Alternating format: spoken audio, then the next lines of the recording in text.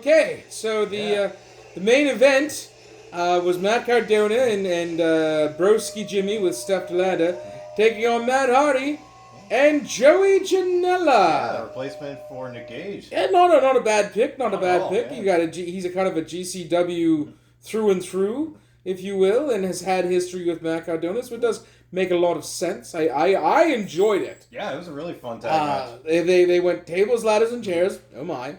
Of course, there were doors. Steph Delanda got involved, breaking up a pin which would have ended the match. Of course, that beckoned one Megan Bain to come out and chase her off with the chair.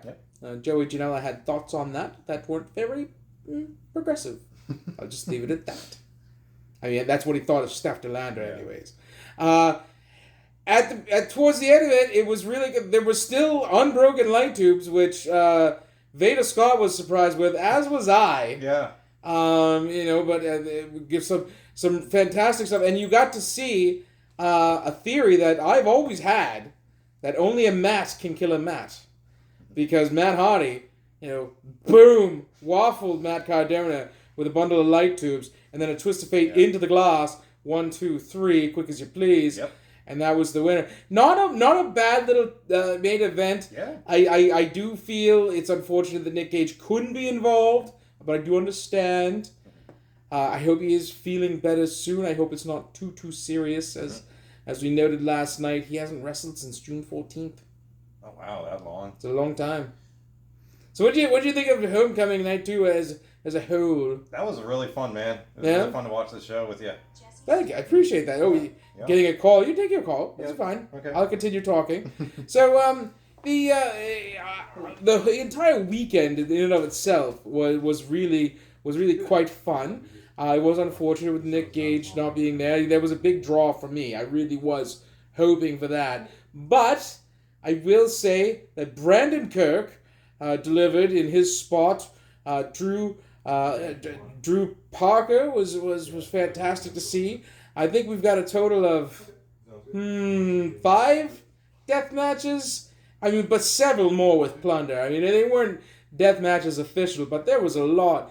And tonight's show actually went really nicely to build towards something bigger like what they got towards the end, which I'm good with, because last night it was like, okay, so there was a good match. To start it, and then there was Plunder right away, and then another big, and then down. It was just straightforward, mat wrestling, and then back up, and then back down. And it was not a consistent booking flow, in my opinion. 2-night events are always interesting because of competitors, just like the story you can tell. They wrestle the first night, and what their condition could be if they had to wrestle another night, or just anything of the reverse. Which it was the case with Joey Janela, Drew Parker, and of course, Brandon Kirk. Brandon Kirk. I mean, Megan Bain and Sawyer and all that, but more importantly, Brandon Kirk. The MVP of this whole show. Right. If not the 2-night event itself, is Brandon Kirk. I'm never forgetting his name, ever. So I had some fun. Gonna kind of keep the old ear to the ground, if you will. Not only with GCW stuff, but I do have this Triller subscription, and they get all kinds of stuff. They get Wrestling Revolver's there. There's some other ones. There's one from Australia which looks interesting. Of course, ICW does some stuff. Yep. I get Greektown Wrestling from Toronto. Yeah. Get more of a Canadian. And every once in a while, IWS shows up with an event, which is nice to see. So I could do my best, because I have. This is the first set of videos I've done since WrestleMania. Oh, that's right. It's been a long time. Yeah. So yeah, but again, thank you all for joining us tonight and last night for the GCW Homecoming.